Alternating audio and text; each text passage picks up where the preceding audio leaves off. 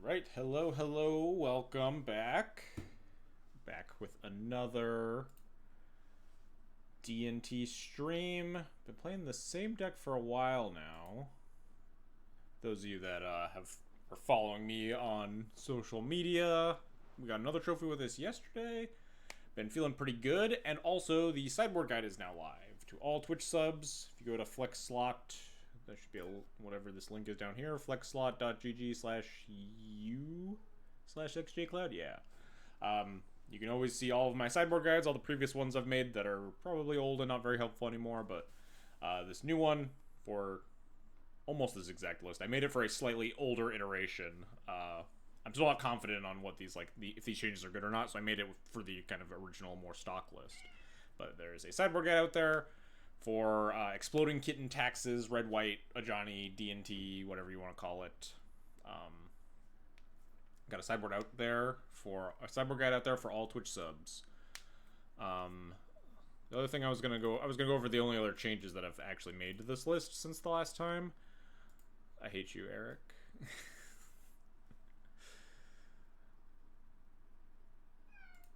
You're stuck in a D&T vs. Lands matchup primer factory? What does that mean? That sounds like pretty nightmarish.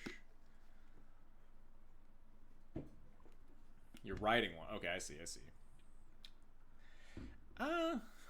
Just like D&T in general, like not a specific list, but just like a matchup breakdown, because it's a lot more simple when you talk about specifically the Red Splash, because it is put Magus of the Moon in play. Also, when I trophied yesterday, I got to cast Wrath of the Skies on turn 3. My opponent went like turn 1 Exploration Saga, turn 2 Activate Saga, turn 3 Activate Saga, get like a Pithing Needle or whatever. Like had a Mox Diamond in play at some point too, I think. And I just got to Wrath of the Skies for 1 and just like wipe their whole board. It was so glorious.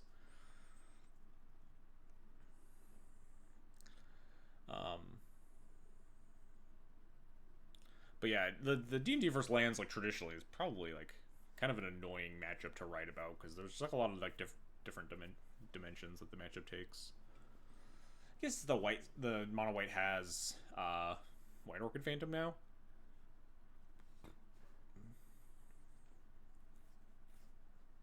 But yeah, it's kind of a lot of nuanced decisions. Hey, Mr. UC, how's it going? You're here for white cards? Are you here for red cards? We got a couple of those too. Not terribly many though. Yeah, the hard part is literally every other part of the matchup.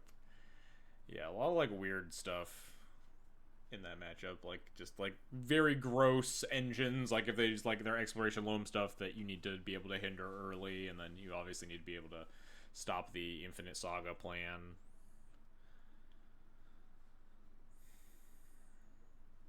Kulu's finally convinced me red cards rock, so I'm also here for them. Yeah, I'm sure Kulu's also a fan of Magus of the Moon and Goblin Bombardiers.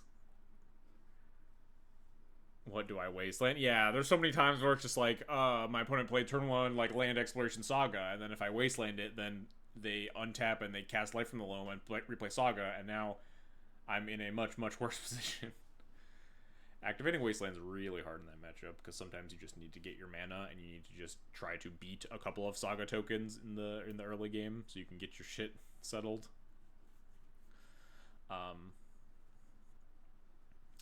But anyway, the changes that I made are the original list had a Laron, which we've now swapped to a Giver of Runes, and the sideboard had a Damping Sphere and a Surgical. Surgical versus Fairy Macabre is like very, very marginal. You don't really need to think about it too hard. The Fairy Macabre is like trying to respect the scam decks slightly more. Surgical is better versus like random bullshit. Fairy Macabre's a little bit better versus Scam, because without Grief in their deck, they have a couple of Thoughtseize, but most of their protection is like Daze and Force of Will, which means they actually cannot. It's like very, very difficult for them to answer a Fairy Macabre other than just jamming into it, getting blown out, and trying to jam again, which is very nice. But the Laron to Giver of Runes swap, I think Laron is like kind of just not super necessary in D&T lists right now. With the advent of Witch Enchanter in every D&T deck for the rest of time, you have this recruitable disenchant effect when you want it.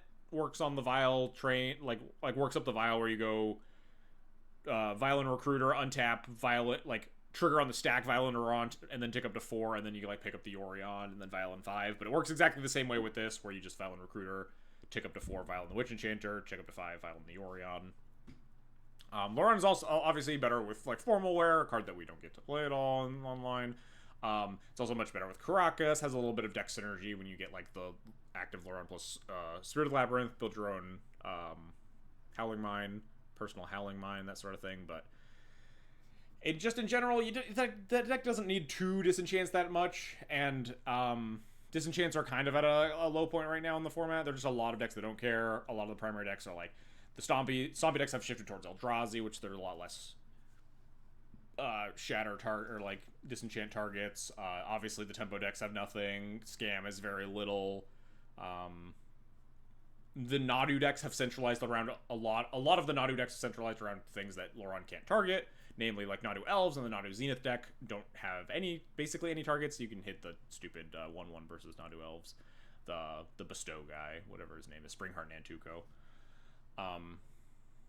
But it's like just its usefulness has definitely fallen off. You'll want to see it against like Painter or whatever, but you'd rather play cards that help your other matchups, just because the matchups where Laurent is good are generally pretty good at this point and a little few and far between. So I'm trying to lower the curve a little bit, playing a the 5th Mother of Runes effect here. I've kind of wanted more Mother of Runes in this deck.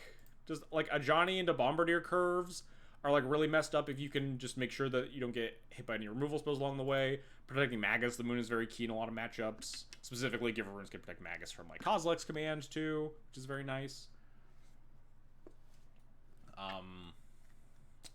I just kind of wanted to lower the curve a little bit. I try to list with Thalia in this slot. I like 4-1 playing a Thalia here instead, but like you can play that if you're like a little bit more worried about combo decks or whatever. But format doesn't feel very combo heavy right now. Outside of like if you would consider Nadu as a combo deck and like Scam's kind of a combo deck, right? But not combo decks where you want to be putting Thalia into play. You know what I mean? And then lastly, I swapped the Damn Big Sphere to Wrath of the Skies. I just wanted another card to respect Nadu a little bit more. I found Wrath of the Skies to be pretty useful in that matchup, especially versus Nadu Elves, but even versus the Nadu Zenith deck. That deck has like a bunch of Delighted Halflings and stuff they like to put into play. Just some like clean sweeper that kind of picks everything up off the board has been nice. Also has some, side hate versus Painter and Delver and a couple other decks that have just a bunch of like little 1-drops lying around. And then the Damn Big Sphere was kind of underperforming for me. It's just kind of a slower. My thought process behind it was that it was like something that kind of like it speed bumps Eldrazi, but I just haven't seen that much Eldrazi online. I know it's out there. I know it's one of the more playable decks right now, but I just haven't played against it enough to really feel like I want like more Eldrazi cards outside of just like Maguses and removal, and going from there. It's prelim better fire. These like the only scheduled events I get to play in. Yeah, it hasn't fired for like the past 2 weeks. It's been kind of awful. Well, I mean, we got 50 minutes. Hopefully some more people show up. We'll see. Would you play more Givers over Mothers? And no, I think Mother of Runes being able to protect itself. Giver of Runes is closer to Benevolent Bodyguard than it is to Mother of Runes, and I think people don't really think about that too much.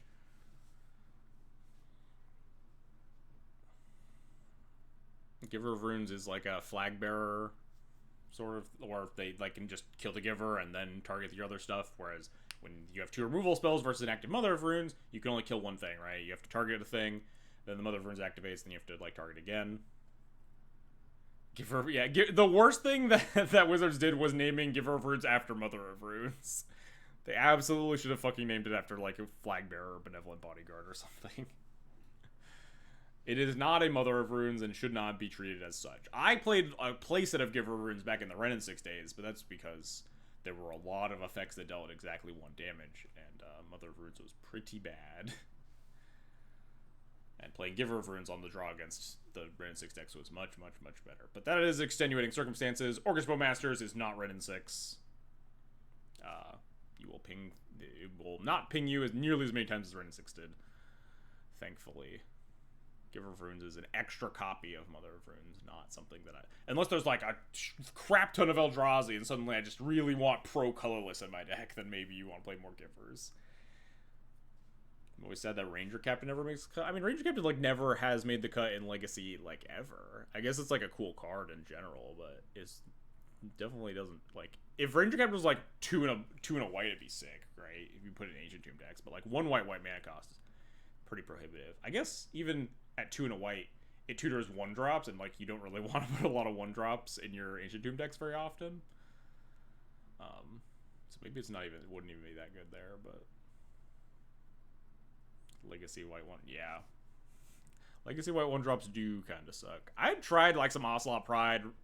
I think Guide of Souls, I don't think that card is Legacy power level. I think that card is like pretty far. Ocelot Pride by itself is like kind of cool, but the fact that Guide of Souls enables Ocelot Pride so well is like really meshes the two cards together in a way that you really want to put all of them in your deck, but Guide of Souls just really isn't it.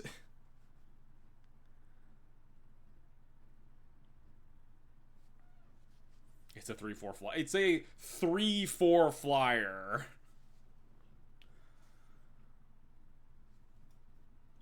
I cannot emphasize how many quotations we put around 3/4 flyer.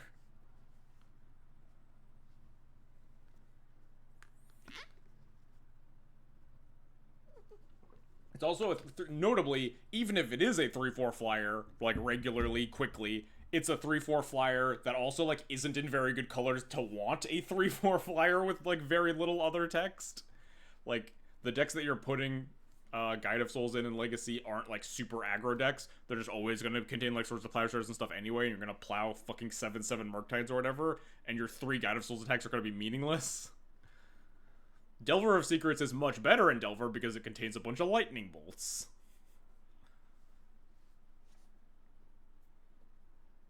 Blue-white Delver with Guide. Yes, I'm sure Guide of Souls, very good in your Delver of Secrets deck with 12 creatures.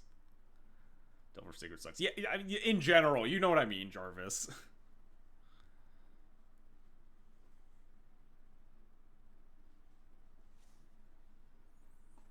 The card Delver of Secrets has not aged well and is always on, like, the border of being cut from most Delver lists, but the idea of putting a 1-mana 3/2 flyer with quotations around it in your Lightning Bolt aggro deck makes more sense than putting it in your Swords to Plowshares, you know, kind of mid-rangey deck.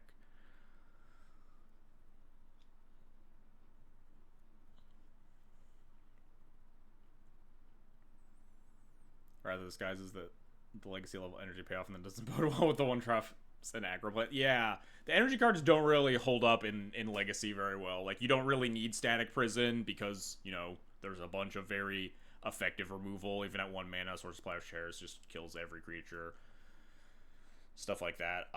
Same thing with, like, Harness, or not Harness Lightning, whatever the better Harness Lightning is. That stupid thing. Whatever that card does.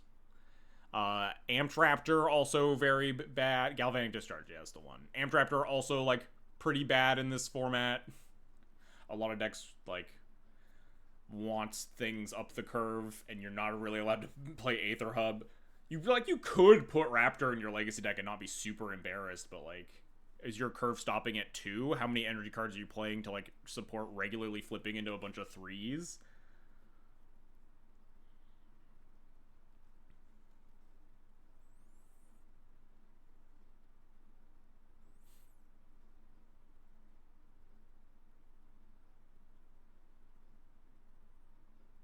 Delver being bad makes me sad. I mean, Delver's been on the cusp of being bad, like, forever. Since, like, MH2 got printed, right? Even maybe before then. Delver is always, like, the first card out the door when Delver gets a new toy.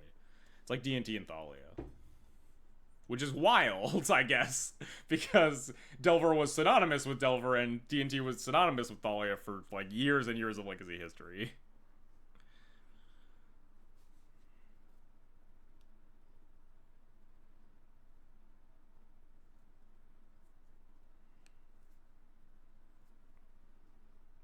Anyway, we should get started, huh? We got 45 minutes before this prelim doesn't fire and disappoints me yet again. But in the meantime, we can at least play some league matches. Played between 1 and 3 Delvers quite a bit in the past 1.5 years. Yeah, that definitely tracks.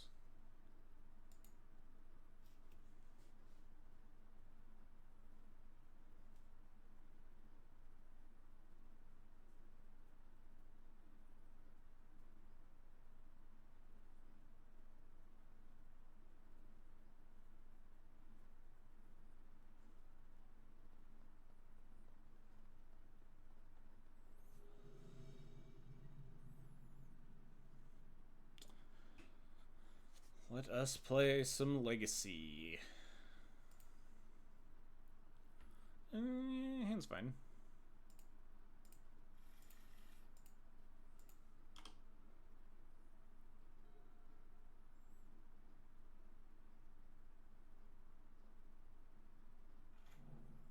Volcanic Island bodes pretty well for me.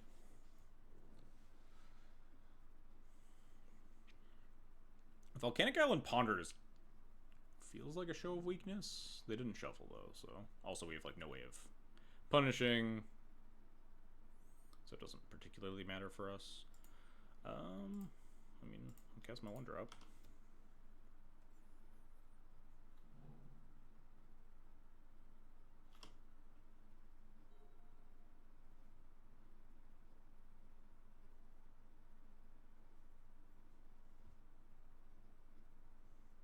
A lot better here than a Loran, that's for sure. I say until my opponent goes Ancient Tomb Show and Tell. Oh, Jeskai.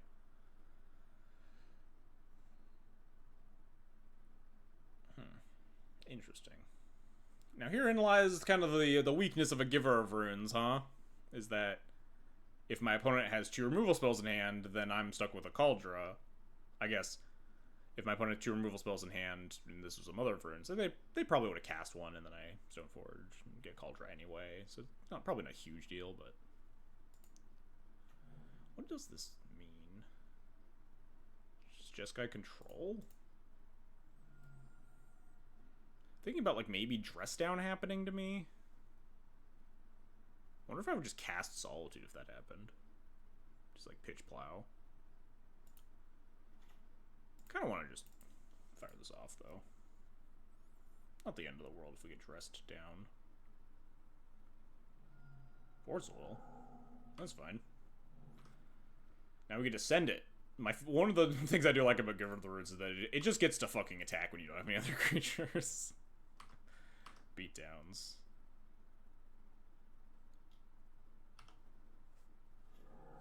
Sure. I mean, I'm gonna cast this Magus of the Moon on turn 3. My opponent, maybe they won't fetch Basic Island. You never know. Dang, unlucky.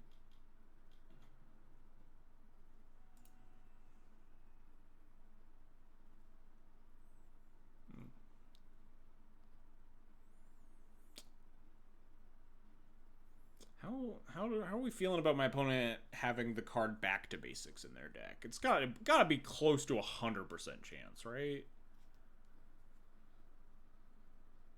This is some disrespectful. I guess that they're both Lord of the Rings, but just like one full art, one not. Crazy. Yeah, there's not a lot of reason to not respect.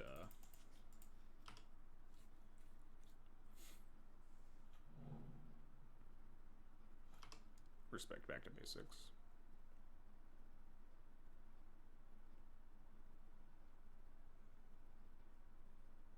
There it is. It always instantly happens. Whenever your opponent puts on Narset on an empty board, they always find Days Undoing. Now, how much do I want to continue playing? I've beaten these board states more often than I would like to admit. No Forcible?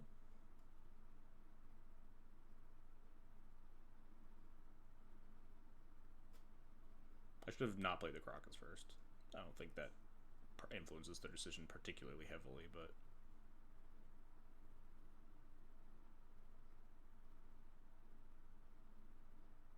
definitely better chances of it resolving.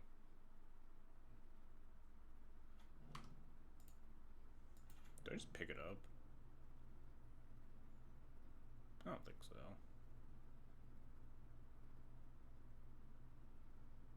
Maybe I do.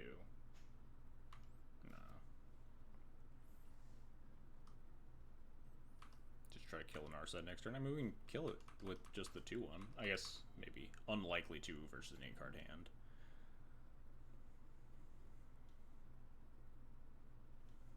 It's just pending into Plow. Yeah.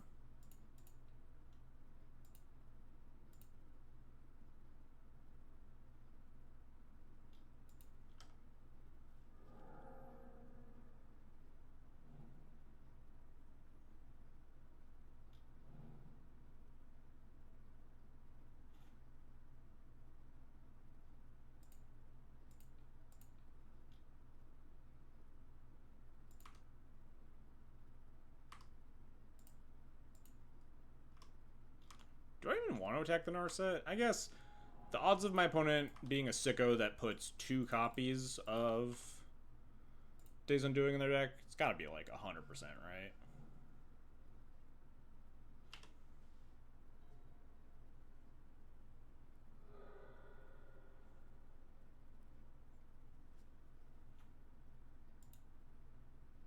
I don't like that fetch. If they fetch with this, we're dead, right? This is just 4th Erlingus.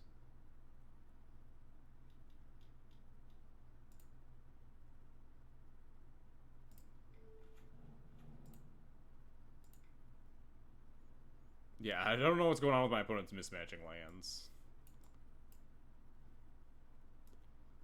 Cut our Maguses. I've been boarding in Wrath of the Skies in this matchup just because it's better than Swords to Plowshares. Just like, oh, this sweeps up a bunch of 4th tokens, which traditionally has been kind of a problem for D&T in this matchup a little bit, and obviously Plow just doesn't have any text. Very marginal side grade.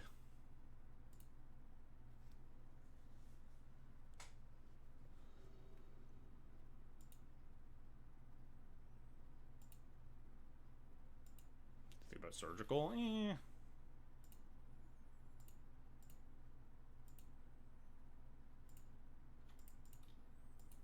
think probably fine. I don't know what I would cut. I think I would rather have Wrath of those guys in my deck than Surgical. Because I'm more scared of 4th than I am of Sanctuary. Pending my Vial? Fucking rude. Just fetch Plains, cast a Johnny.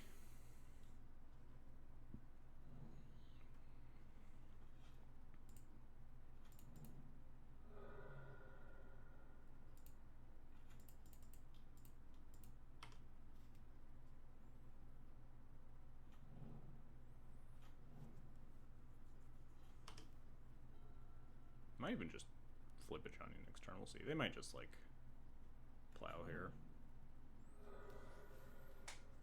I'm not even sure they are a Sanctuary deck with 2 Prismatic Vistas. And basic Mountain and basic... And, like, we saw 2 basic Plains.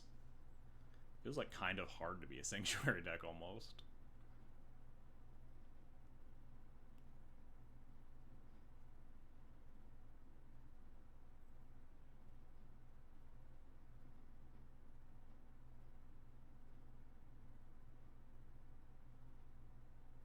They're probably much more likely to be a back to basics deck than a Blood Moon deck. I think I'm just gonna attempt to flip a Johnny here. It's a little awkward because if they have Plow, they get to like kill an Ajani for free, basically, right? Because I play the Ajani, Legend roll 1, trigger on the stack, they Plow it, I pick it up, but like, it's probably fine. And obviously, if they don't have exactly Plow here, then we should get to fucking get them with Planeswalker Ajani.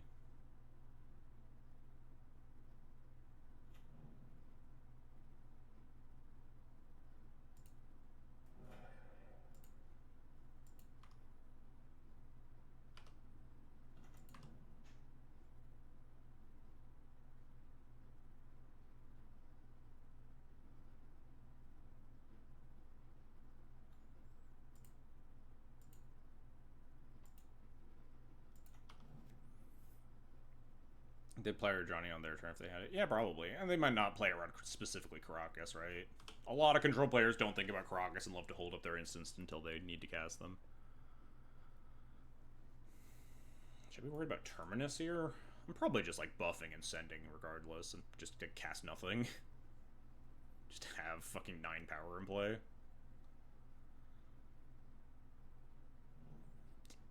Let's just draw Bombardier. 9 damage is a lot, yeah. Johnny's also pretty hard for them to answer. They need, like, pending for it, basically. If they're, like, true Jeskai. They're already down 1 pending. No, no second pending. Come on now. Cast a cantrip. Ponder.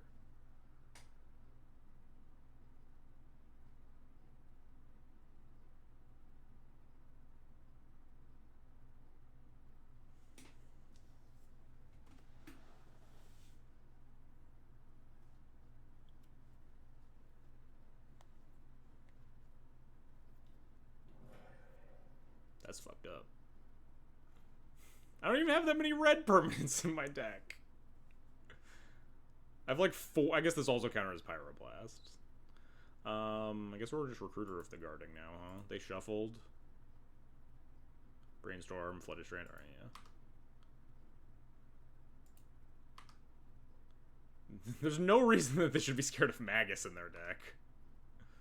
I think they just, like, red cards gotta board in. Anti-red card. I don't know if boarding in Hydroblast is worth exactly Goblin Bombardiers. I say as I cast Recruiter of the Guard and go get a Goblin Bombardiers.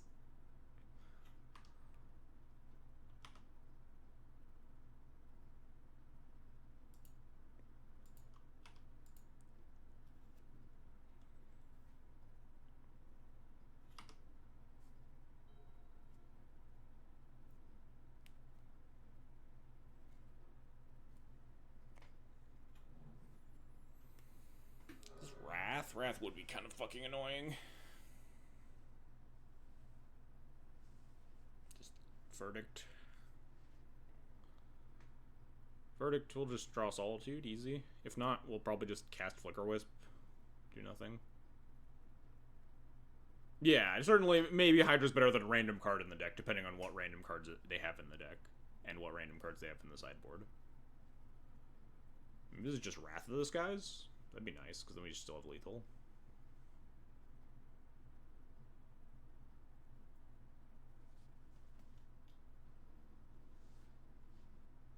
Just Wrath of the Skies for 0. Sure. Hold up your Hydroblast. Hold up the second copy of Hydroblast. I'm fucking jamming into it. You don't have it. You don't fucking have it.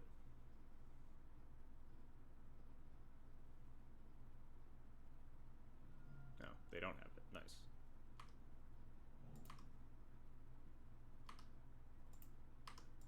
Good thing we drew the second one too.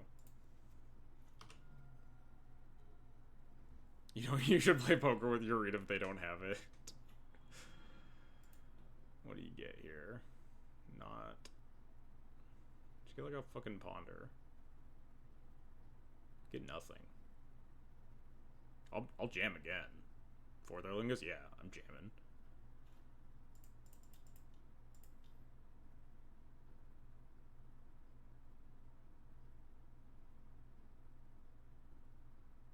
Hey, we did it. They don't have it. The fuck are they gonna do?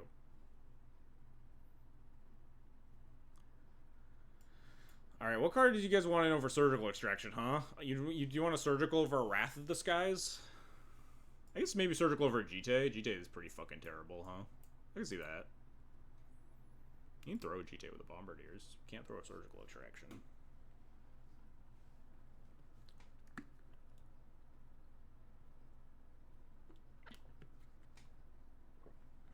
I hate these fucking post-board configurations where you only have 2 equipment. I just, like... the blah blah formal war complaint. But, like, also, like... I guess Chainsaw also sucks in this matchup, and I would cut it.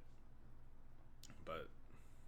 I would really love to play a D&T deck where I have Sash, Cauldra, Chainsaw, Formal Wear, and, like, maybe a sideboard GT, and I could cut down, shave down equipment, and still have, like, a 3 equipment post-board configuration.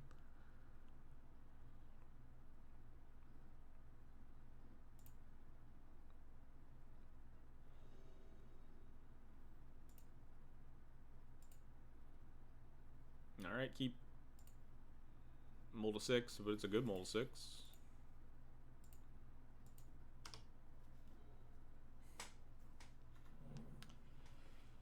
Am I drinking my respect back to basics juice today? I think I am. As much as it would be nice to, like, just, like, fetch planes into fetch Surveil land, I don't know how worth it that is versus just fetch mountain, fetch plains, have things to function when I inevitably get back to basics.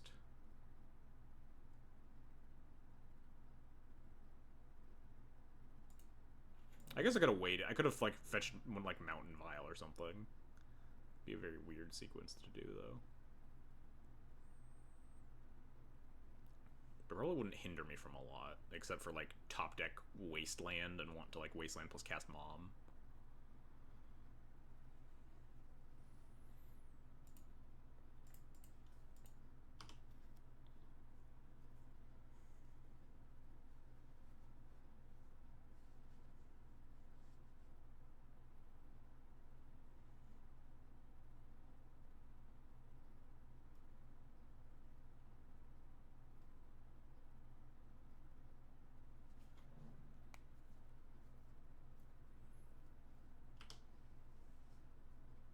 Let's see if this Wrath of the Skies is more embarrassing than a Sword Splashers. I imagine it's just going to rot in my hand for the entire game, or it's going to get my opponent real good when they, like, fourth for 2 or 3, and I have a creature or 2 in play.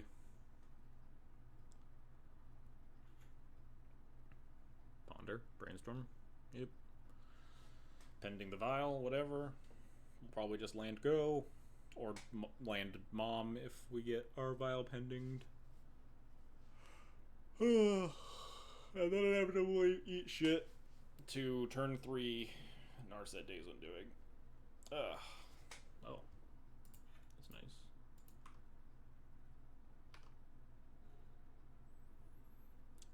Let's at least threaten Red Elemental Blast, I think.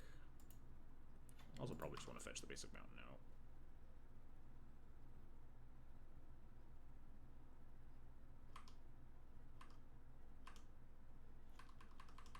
Maybe they'll, like, jam Teferi, bounce a Vial, that'd be nice. Then we could clean up the Teferi with the Mom.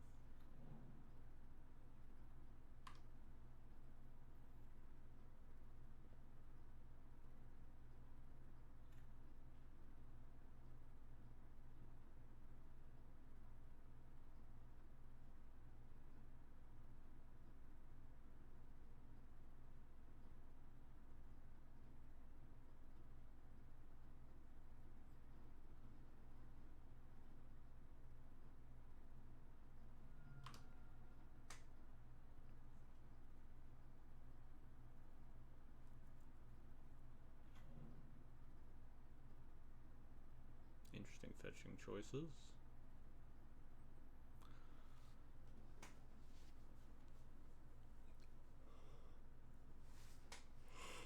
The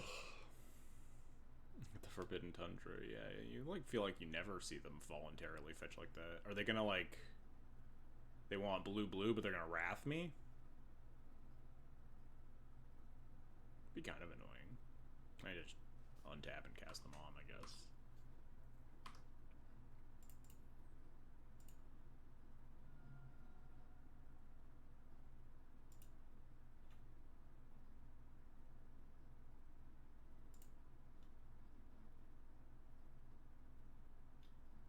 Containment Priest. Oh no, my Swords to Plowshares! This is fine.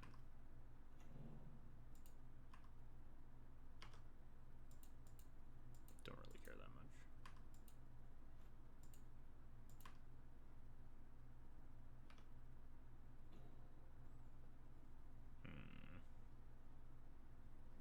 Could play Mom.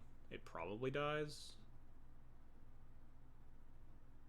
It's probably fine. Kind of like Mom Parlor Go more than Recruiter.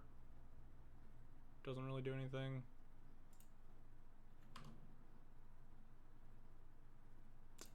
Don't really want more lands. Looking pretty foolish with Wrath of the Skies in my deck instead of Sword Splashers now, huh? Just Wrath for 2 and kill the Containment Priest. Wrath for 1. Alright, well, Wrath for 2 so to kill Containment Priest, I guess, on the board if I really want to kill this thing. But that I don't really care that much about. Hey, another Aether Vial. Alright, maybe we do have to Wrath for 2 this Containment Priest at some point. I could do it next turn, though. I could, like, play Recruiter the Guard this turn, and the next turn I could potentially... next turn I could, like, Wrath for 2 into play Vial if I wanted. What do I want a Recruiter for here, though? There's 17 with 5 cards in hand. What do I even want here? Let's put it on the stack, I guess.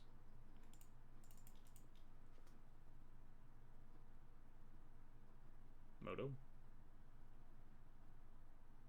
Hello, please. Hello. A Johnny with a bunch of with Crockets. Man, I can see that, honestly. A Johnny, not bad. Okay, well, that answers that question. Yeah. I think next turn we'll just Wrath for 2 plus Vial.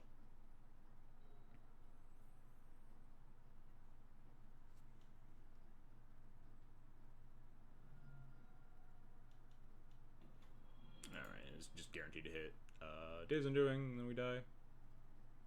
Miss! Oh, damn. Kind of want to Wasteland them. They miss and miss land drop. Is that better than getting my Vial down? I think it is. I have so much fucking mana. I don't need this Vial down.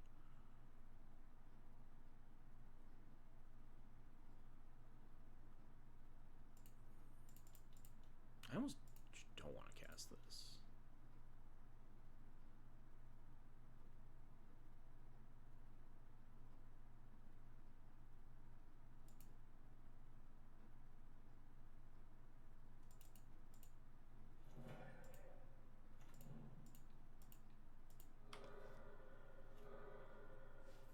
Okay, their draw setup's going to be 3rd land, and then they're going to minus the Narset again, and then hit the Days Undoing, and we're going to die.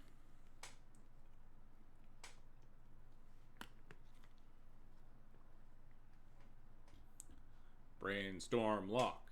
Brainstorm lock. Brainstorm lock. Come on, chat. Brainstorm lock. Oh, it worked! It actually fucking worked!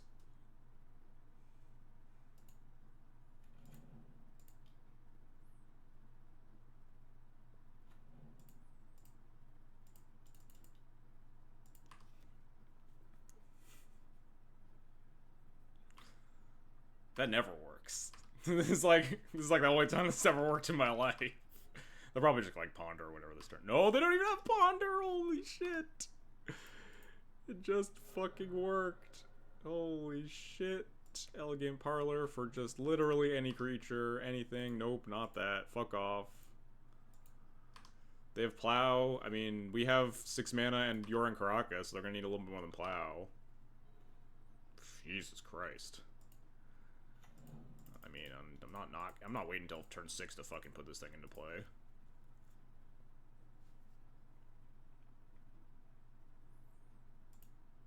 I suspect they have the card Force of Will, but perhaps they don't. Holy shit.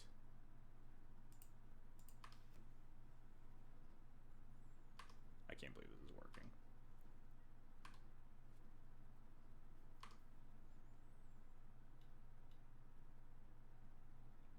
Sure. Alright. So they cycle out of their Brainstorm lock.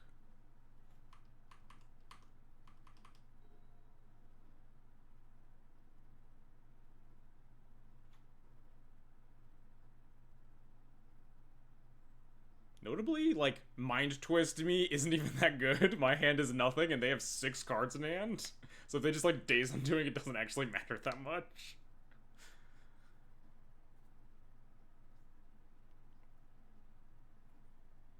Honestly, I would, like, if they Days Undoing to me so I could just cycle Caracas Plateau into a random card in my deck, I'd be okay with it.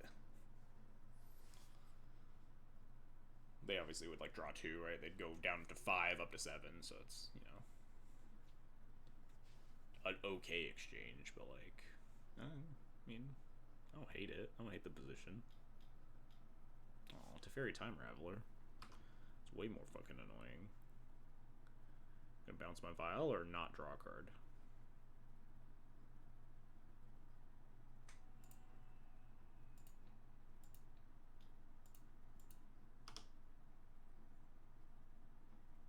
Maybe they have Force of Will this turn. Maybe we'll draw, like, a Johnny, Stoneforge Mystic.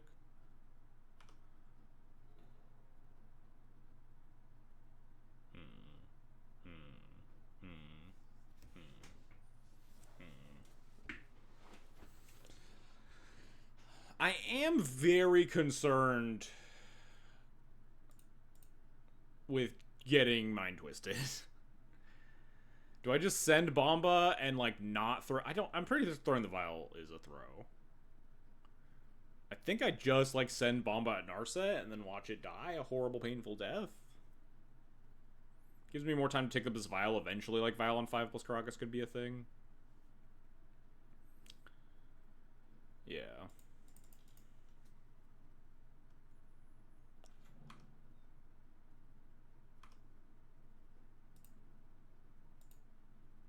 Alright, stop us getting mind twisted. Goblin Chariot, is that 2 in a red, 2/2 haste? I have no idea. I guess I should play this land, huh?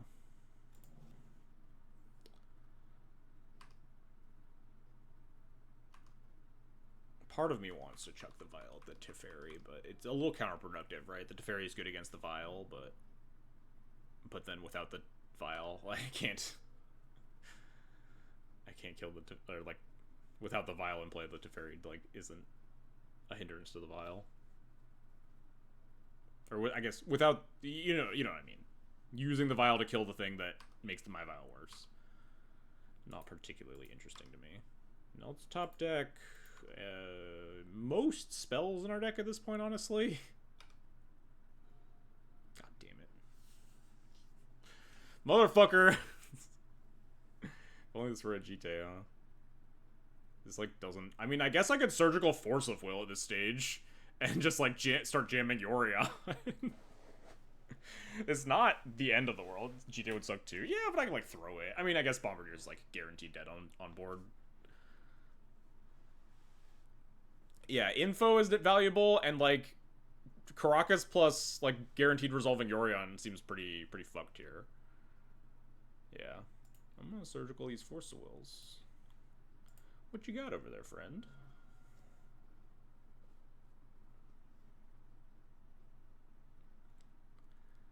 Let me see. Oh, dear. Wow, you don't have shit. Why didn't you cast any of this? Oh, no, you're holding up Instant Speed Supreme Verdict. I see. Or Instant Speed Wrath of the Skies.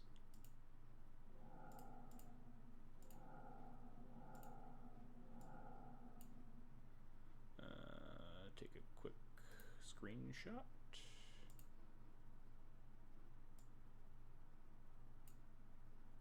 This 4th Aerlingus is a bit spooky, huh? There's a Monastery Mentor in there.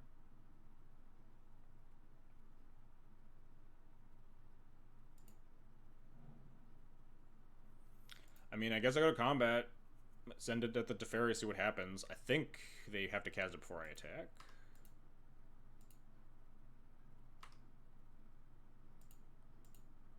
Or just let the Teferi die. I'm pretty sure I'm chucking the Vial now.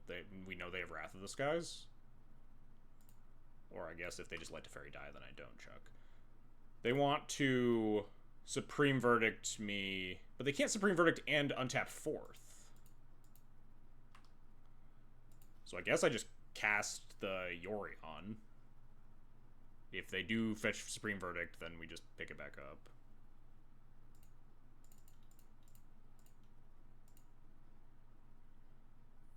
I don't want to chuck this Vial for no reason, though, for, like, literal no value.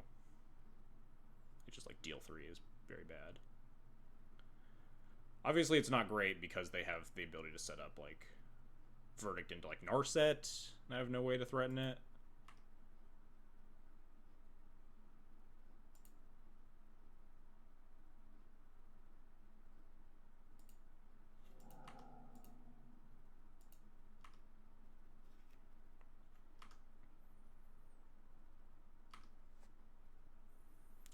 Planes.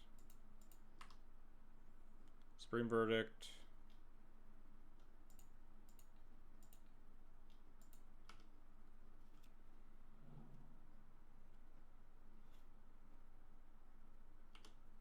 I got nothing. I think I leave this Vial on 3, knowing this Wrath is there. Maybe I don't. Oh, well, the answer's that.